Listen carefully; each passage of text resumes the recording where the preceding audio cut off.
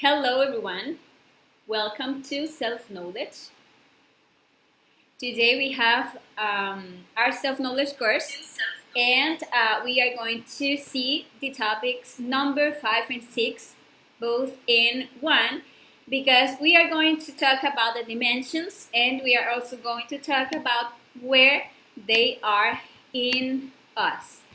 So today we will be talking about the different dimensions of nature, their characteristics, who inhabits them, and we will see where these dimensions are within us.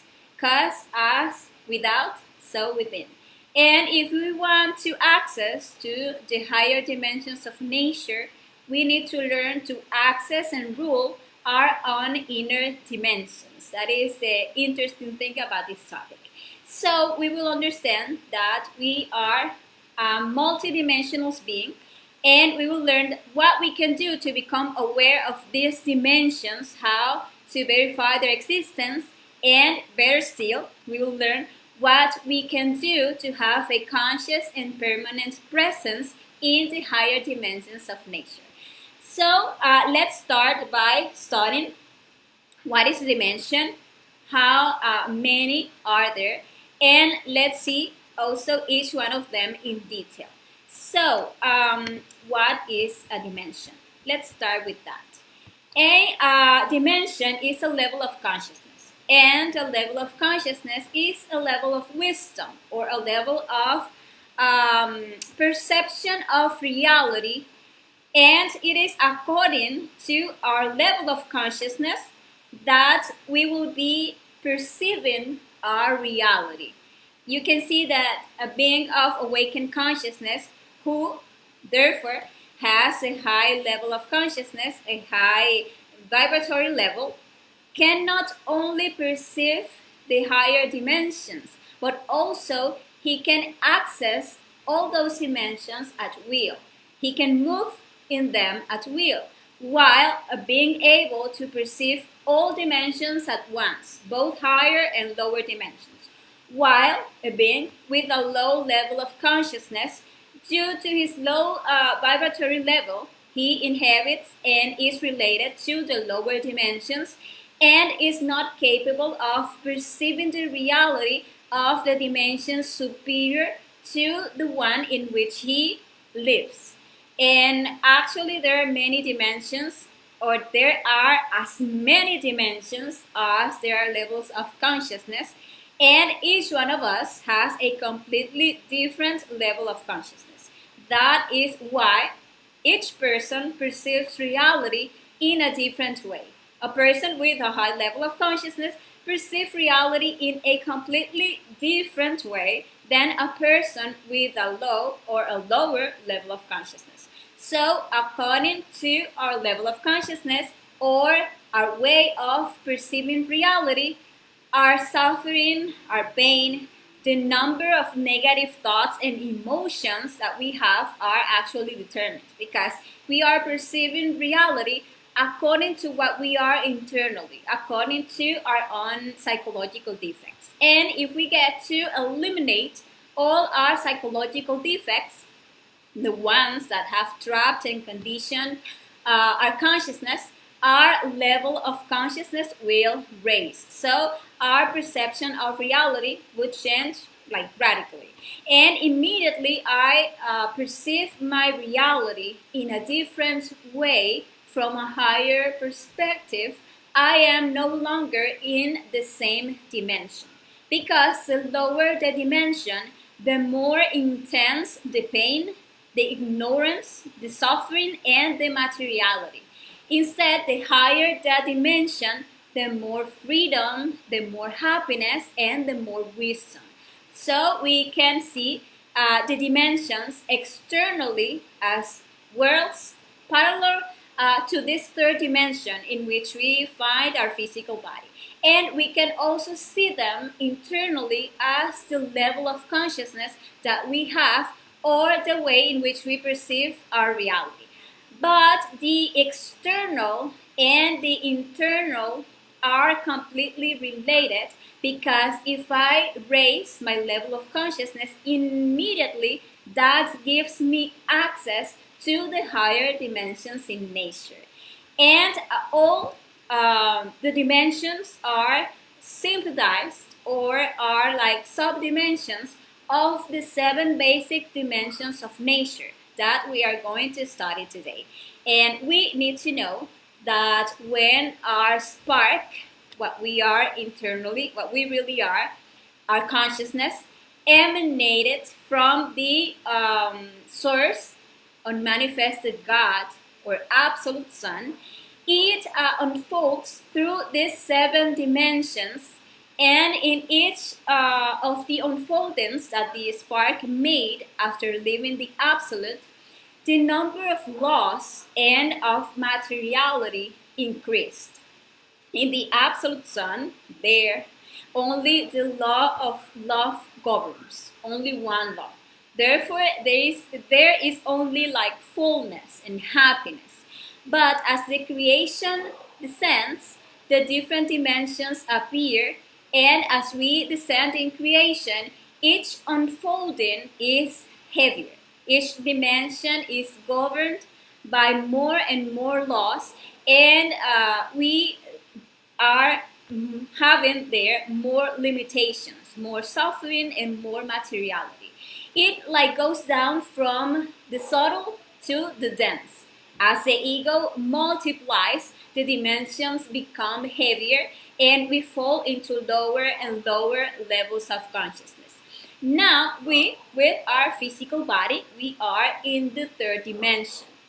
However, our psychology can become in lower dimensions. The more psychological defects a person has, the lower his level of consciousness, and the lower his way of perceiving reality, and his reactions to the different circumstances is like more terrible. He suffers, he hurts others, he hurts himself, he is filled with hatred and resentment, while someone with a higher level of consciousness, for having eliminated all these defects, in the same situation that is like living the other person, he manifests with in that situation with understanding and with forgiveness. And therefore, the level of suffering and the materiality for that person is lower, even though they find themselves in the same situations, because we need to understand that all dimensions are here and now. So now let's see each dimension in detail so we get to comprehend this better. And let's start from the lowest dimension to the highest. So let's see the first dimension, which is the lowest one. The first dimension, as we learned in geometry, is the length, or the distance between 2 points. Here enters all the distances, or all the linear measures, measures, such as the meter, the kilometer, the rod, etc. And the world that belongs to the first dimension of nature is called the tridocosm, also known as hell. This is actually the world of all atoms. And in this world, in the first dimension, inhabits all the species of monocerebrates, or creatures that have a single brain, which is the emotional one. We, as human beings, we have 3 brains. We are going to study that now. And in the first dimension, we find those creatures that have only 1 brain, which is the emotional one, such as the stones, the minerals, which although we see them inert and we believe they don't have life, actually they have a spark inside. And they not only have life, they do, but they are also capable of liking and disliking. I mean, this spark inside of them. We are going to study that in, we are going to see that topic like in depth in lecture number 8, where we are going to talk about the evolution and the involution of the spark in this creation. And in this world, in the tritocosm, there are also bicerebrate creatures that, in addition to the emotional brain, they also have a second brain, which is the motor instinctive sexual brain, but that don't have a spinal column. Here you see the insects, the worms, and the plants. They all belong to the first dimension. These monocerebrates and bicerebrates without a spine, they perceive the world in a linear way. Although we perceive them as three-dimensional creatures, because a higher dimension can perceive a lower one, they can't perceive us in the same way. They just see us as like points at the end of the line of vision. For example, a fly. They can only see in a linear way, and they see us just like as one point there, but they don't see us like three-dimensionally. The movements of these or the beings that inhabit this dimension is linear. They only move from liking to disliking. They go just from pain to pleasure and back to pain, like the plants that feels thirsty and is then satiated when someone puts them water, or the insect that needs to reproduce and just go and mate, or that is hungry and look for food, and that's it. That's how their whole existence goes, going from one point to another. And within us, this dimension is located in our sexual glands, in our seminal system. There is our ego. And our ego also moves in a linear way, constantly going from pleasure to pain.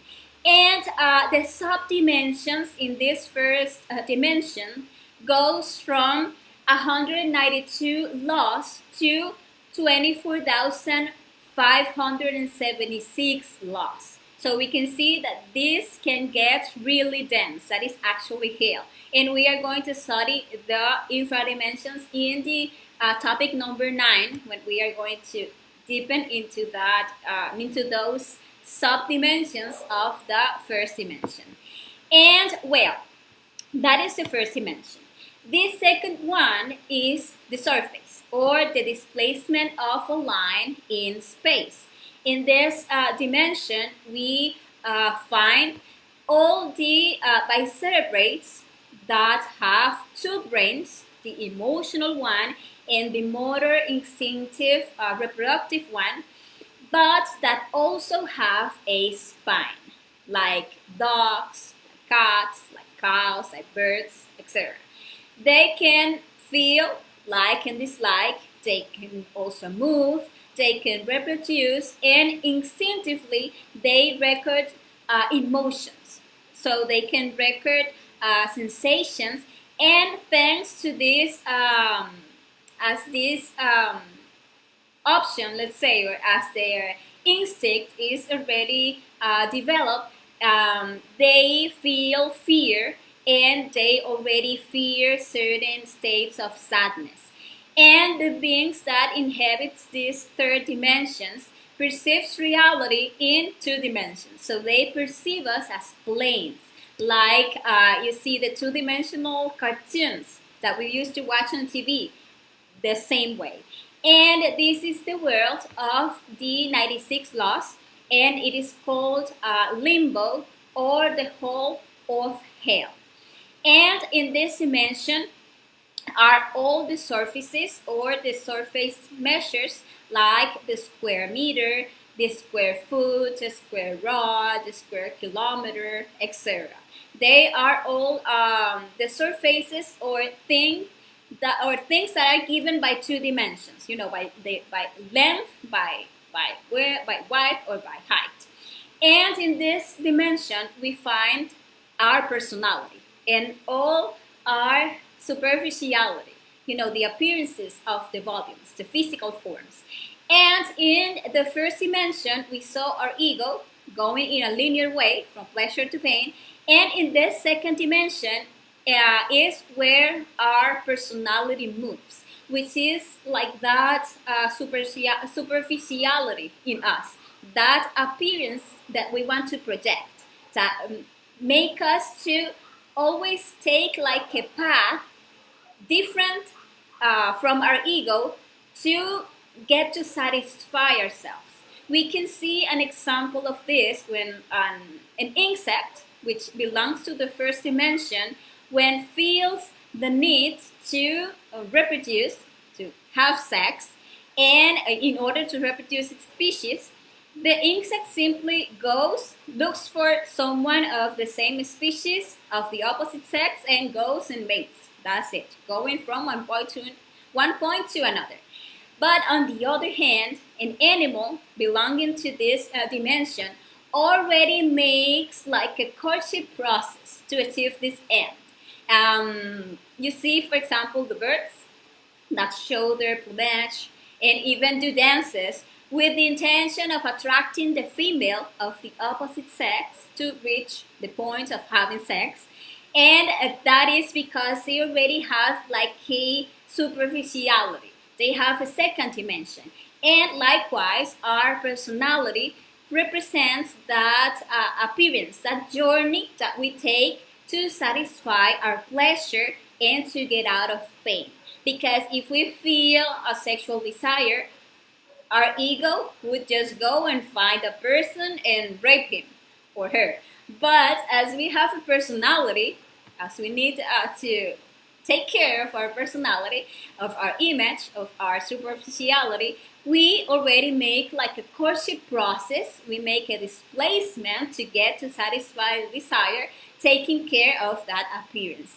And actually, this dimension is quite heavy. It's governed by 96 laws. And these two dimensions, the first and the second one, are what we call or what we know as the infra dimensions, because they are dimensions lower than the third dimension, which is the one in which we live. And well, this third dimension, or it is the dimension of the volume, because here we are going to find all bodies or things with organic or inorganic physical presence, but with three dimensions, with length, by width, by height. So here we find everything that has a volume. Here we find our physical body and all measurements that are cubic, like cubic meter or cubic centimeter, etc. And as we can see, the previous two dimensions are contained in this dimension. And in this third dimension, or physical world, because this is known as the physical world, here inhabit all the tricerebrates bipeds, or rational animals, mistakenly called men, with their three brains: the emotional one, the motor instinctive sexual one, and the intellectual one. And as they already have their third brain, which is the intellectual one, they can actually self-realize, humanizing and like de-animalizing themselves in one of their 108 existences as humans. We have an intellectual brain that already allow us to reflect in our acts, that allow us to judge ourselves, to judge each of our actions. So there is that is the particular thing that makes us different from the animals of the second dimensions, and there is another thing that makes us different from them. Sorry, and it is that we already have an upright spine, which already like represents that stairway to heaven, or that stairway through which we can raise our kundalini, which is our sexual energy, towards our higher centers or higher dimensions to become self-realized being. What else? Well, this dimension is managed by 48 laws, and its importance lies in the fact that in this dimension we already have a physical body, And our physical body is an energy condenser. I mean, it's a sexual energy condenser. And because of that, when we are united sexually with our partner and we start transmuting that sexual energy, we can get to create the existential bodies of the being, which will allow us to have a presence in the higher dimensions of nature, of which we are going to speak in a moment. And it is important to note that although our physical body moves in this third dimension, our psychology constantly inhabits the second and the first dimensions, because we are constantly moving, or we are constantly moved by our personality and by our ego. And the heavier the psychological defects that manifest in us, the more we go down. I mean, the more loss and our psychology gets subjected to heavier vibratory level. And we are actually fully living in the third dimension when we can stay like living in the here and now, in the present moment. But actually, the true inhabitants of this third dimension are those that have already, by transmuting their sexual energy, regenerated their physical body, turning them from the lunar state in which with our physical bodies currently to a solar state, and that will give them the power, let's say, to permanently stay in the here and now, living in the third dimension. And well, from now on, let me see. Well, in us, this dimension is located in our sexual center at the height of our coccyx bone, and it represents our earth element.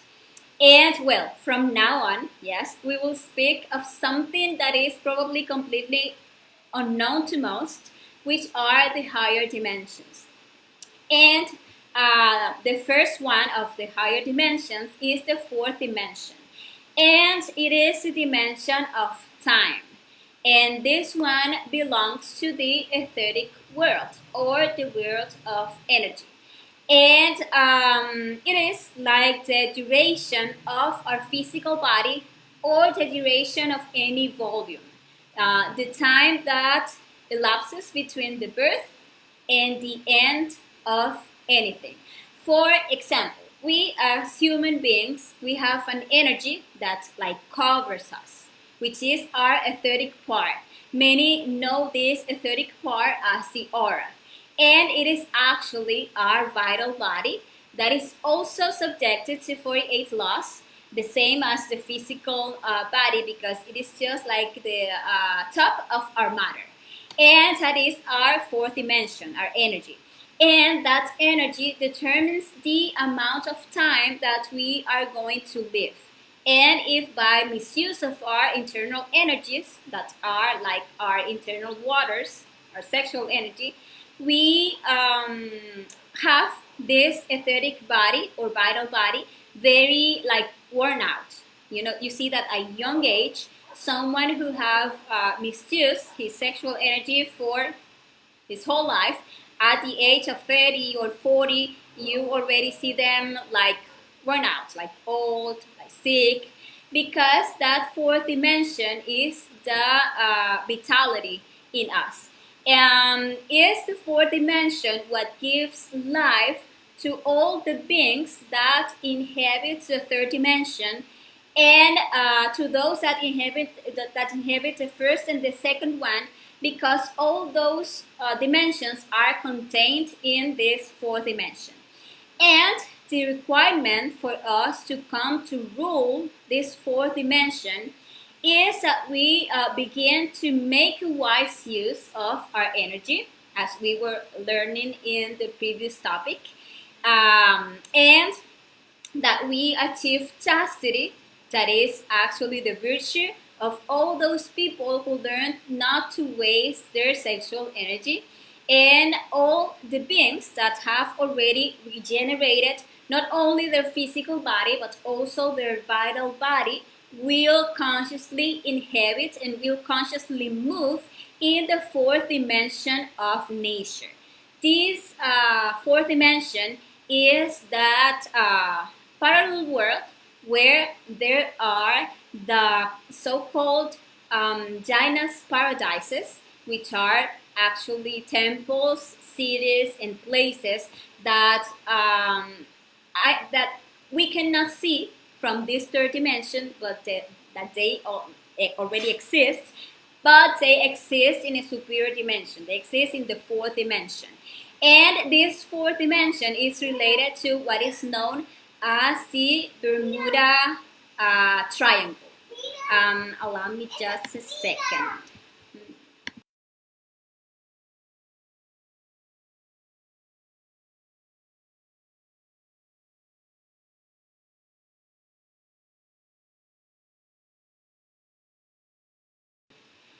Okay, sorry. Well, in us, this dimension is located in our instinctive center, that is at the height of the sacrum, and the vital or etheric body, which is the body that moves in that dimension, is who oversees our health. And you see that this body represents our element water. That is because it is like this, like the energy of our physical body. And well, that is the fourth dimension. Let's now look at the fifth dimension, which is very interesting. And this is actually the dimension known as the eternity. Here we also find time, but we find time like continuously, without beginning or end. We find the infinite. Thus, we see all the previous dimensions are contained in this one.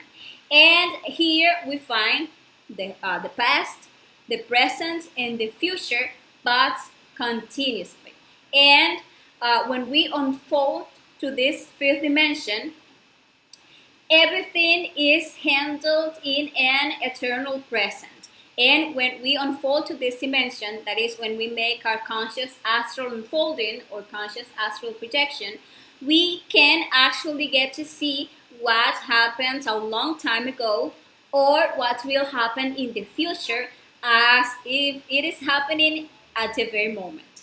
And this dimension is subdivided into two worlds. The lower fifth dimension is the astral world, and the upper fifth dimension is the mental world. And they have their corresponding bodies, and they handle different functions, and they have their own characteristic. And in order for us to get to have a permanent and conscious presence in this fifth dimension, we must create our solar astral body and our solar mental body, because right now we just have like some principles of the astral and the mental bodies, let's say like an embryo of these bodies that allow us to unfold, yes, and to do brief investigations in these dimensions. But if we want to have a full presence in the dimensions, we need to create those bodies, and we are going to do that through the sexual transmutation or the suprasexuality. Let's see each one of these worlds. In the lower fifth dimension or astral world is where we find our astral body, or where we move with our astral body. This inside us is located at the height of our emotional center, at the level of the navel and the spine. And this dimension is governed by only 24 laws, half the laws of the physical world. So here in this dimension is like less materiality, and there are fewer limitations. For that reason, you can in the astral world and like move, like fly, like float. Like I was explaining in previous lectures, you can like stretch a finger and the finger stretches, and it is because these have fewer laws, but also this astral body is not made of cells like the physical body. It's not of a cellular nature, but it is of a molecular nature. But actually, when you have a nightmare and you are like experiencing like pain or fear or heaviness, it's because you are not in the fifth dimension, but that actually you went down to the infra dimensions, because there is where we live the nightmares. And in the astral world, actually in the fifth dimension, there is much more lightness. Here we move with our astral body and we can actually go and fly. This body manages our emotion, our fire, and this one is controlled by the salamanders, that are the elementals of fire.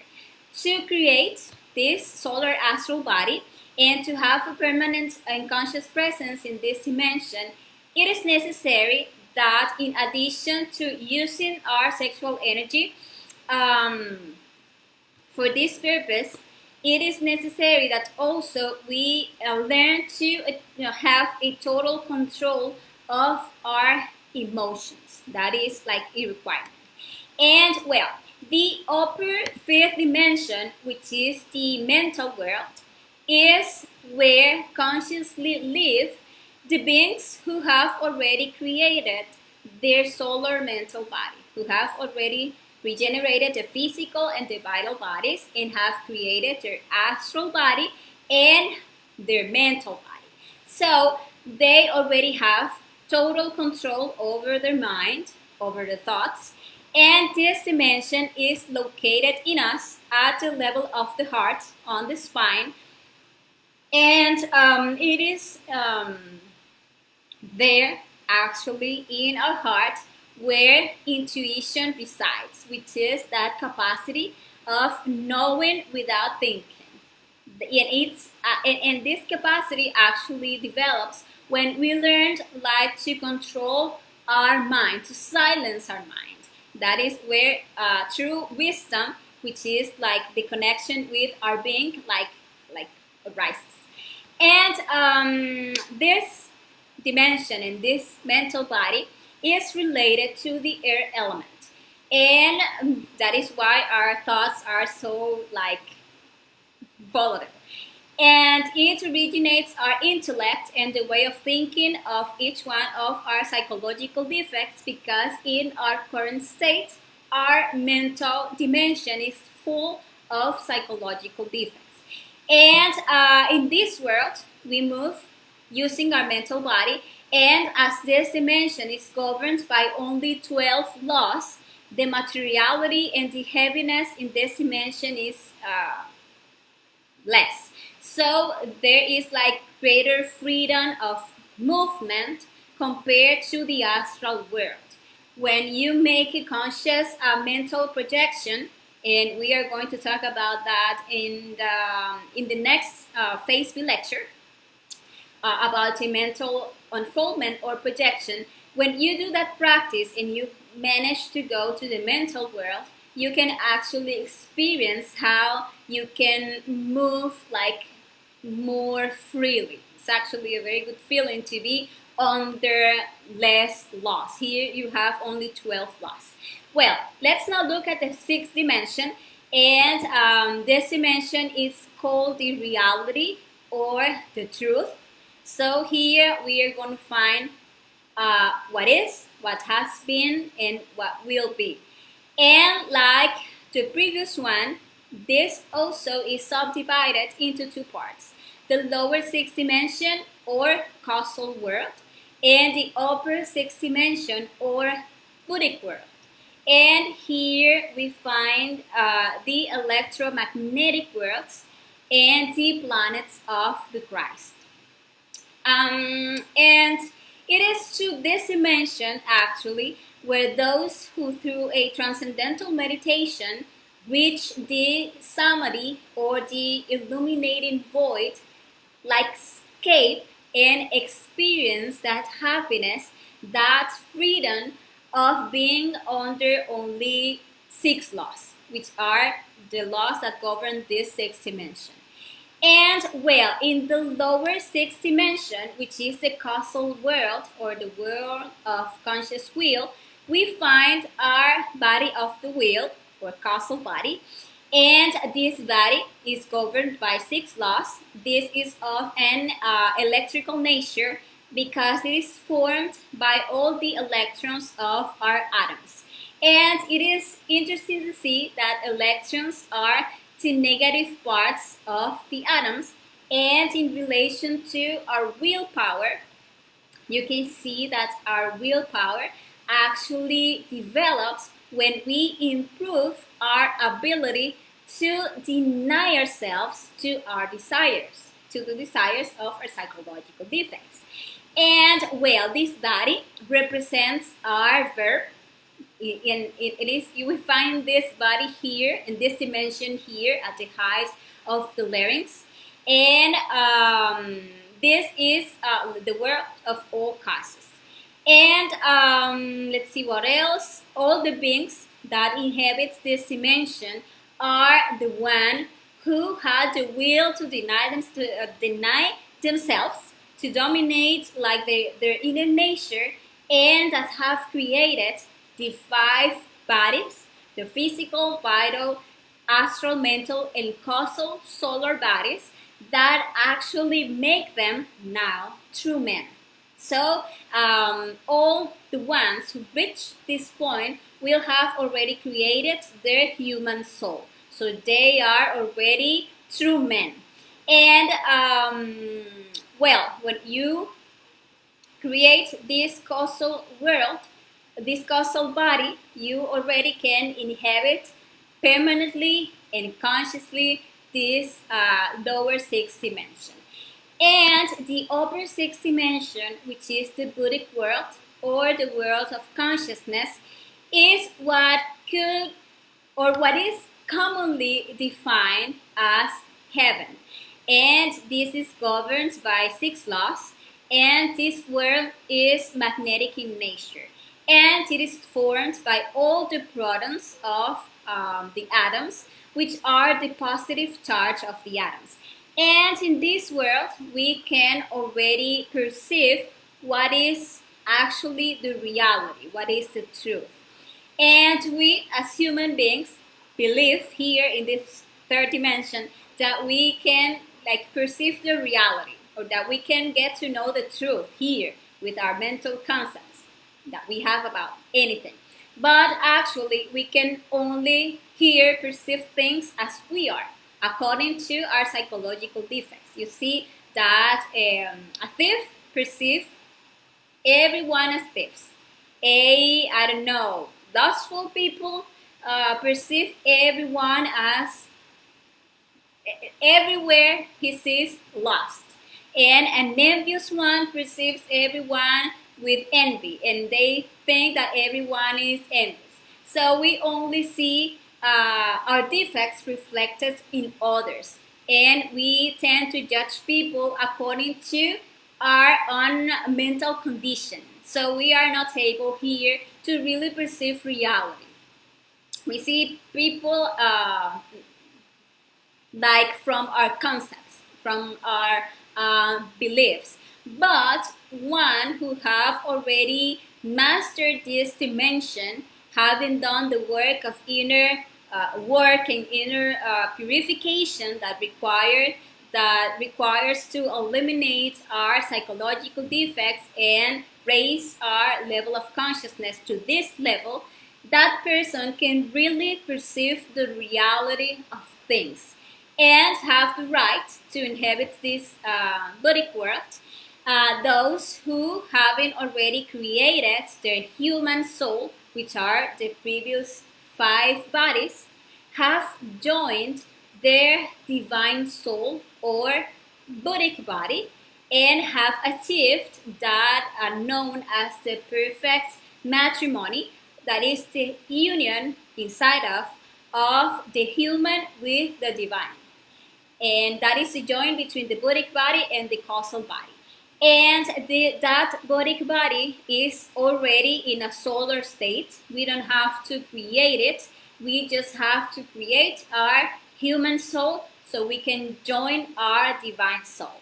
And in us, this buddhic world is located here in the pituitary gland, which is in this point here.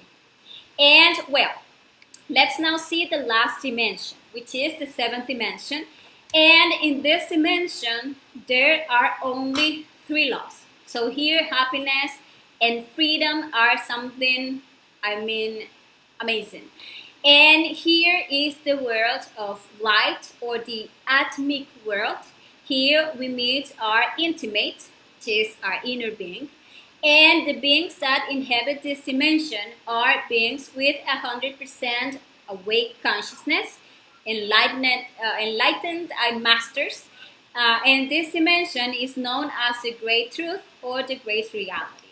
And a being at this point can fully perceive reality. He sees a person and he sees his inner being, his consciousness, the spark that lives inside that person.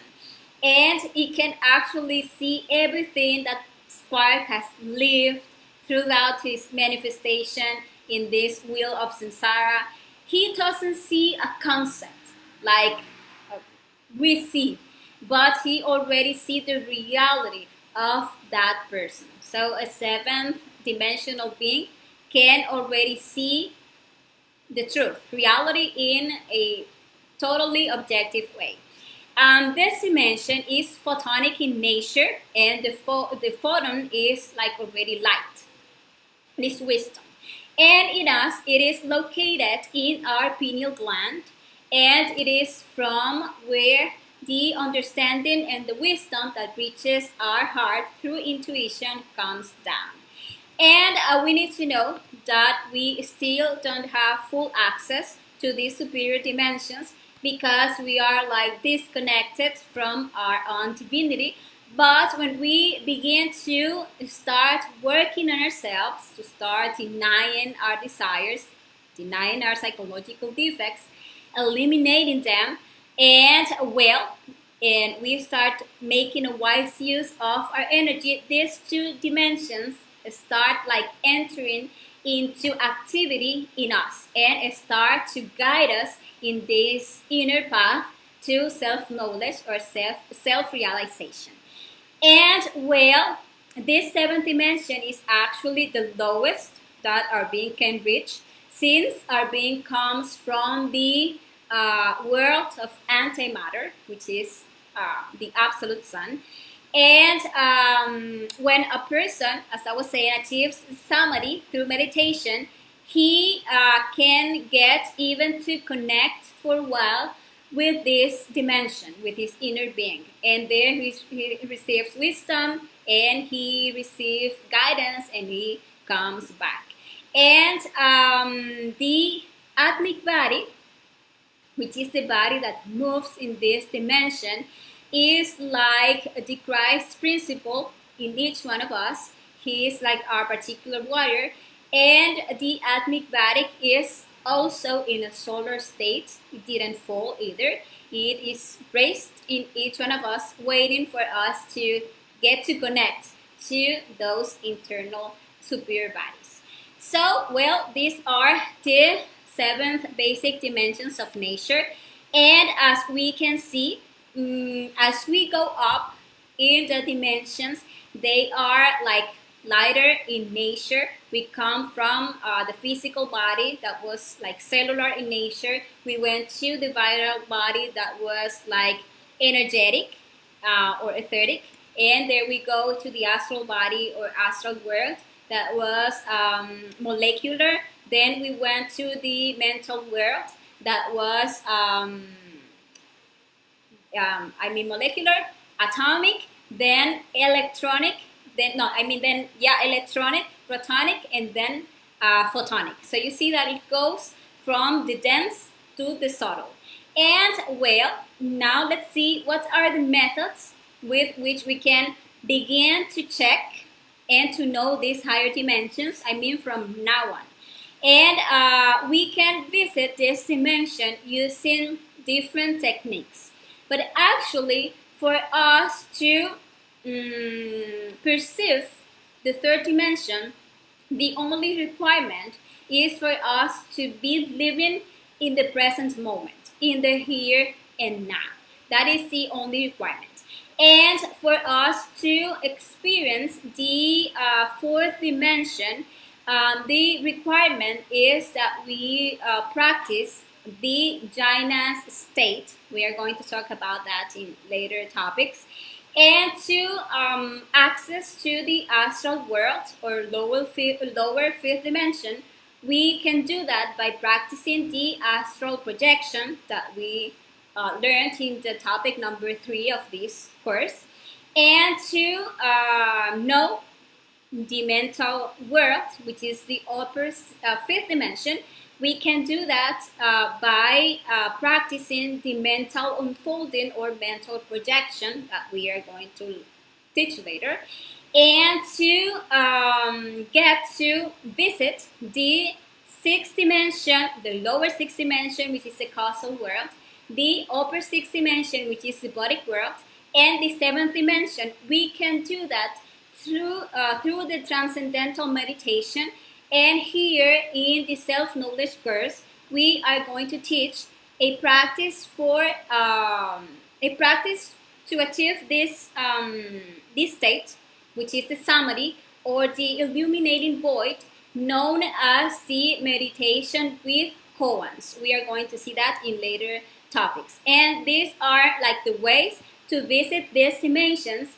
But what is important for us to know is that we cannot like only settle for visiting these dimensions occasionally, but we must have a permanent presence in this in the higher dimensions, and we are going to be able to do that with the practice of the 3 factors for the consciousness revolution, that are the psychological death, the spiritual birth, and the sacrifice for humanity.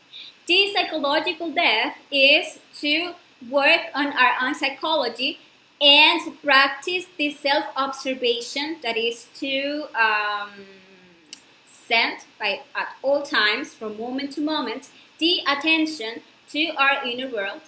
And with that, we are going to get to discover all the manifestations of our ego through our mind, emotion, when we are talking, when we are acting, and we are going to be able to discover when, for example, the anger is manifesting in us, or when is the impatience, or when it's manifesting, lust, or laziness, or envy, or jealousy, or pride, whatever. If we are in that state of self-observation, we can discover when a psychological defect, that all our psychological defects make up our ego and are the ones who have trapped and conditioned 97% of our consciousness. So when we get to observe a psychological defect manifesting in our thoughts, for example, what we do is that we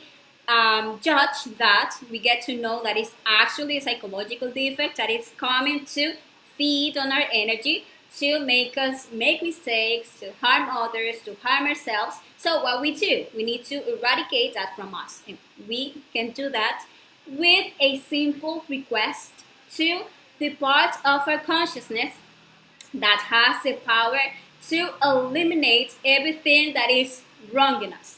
And that is our Divine Mother, which is the part of love of our consciousness. So we ask her, Divine Mother, eliminate this defect that is manifesting, and you are going to experience how every detail, because it is good to ask for depth to all the details that we manage to observe in ourselves that are part of our ego, and when you keep like asking her to eliminate this and this and this detail and this manifestation of the ego, you start experiencing like the relaxation process, and you start experiencing like the how more and more of your essence is like getting free. So now you can actually start feeling like more like lighter. Yeah, because with the psychological death, actually we are liberating our essence. And with the spiritual birth, what we do is that we take all that energy and all that consciousness that we are liberating with the psychological death, and we fix them in our spinal column. So we start creating those existential bodies of the being. And we do that by practicing the suprasexuality that we already talked from the first topic, and that we are going to be talking about that practice, the suprasexual practice, in later topics, like for example in topic number 10, where we are going to be talking about the 7 bodies and their characteristics.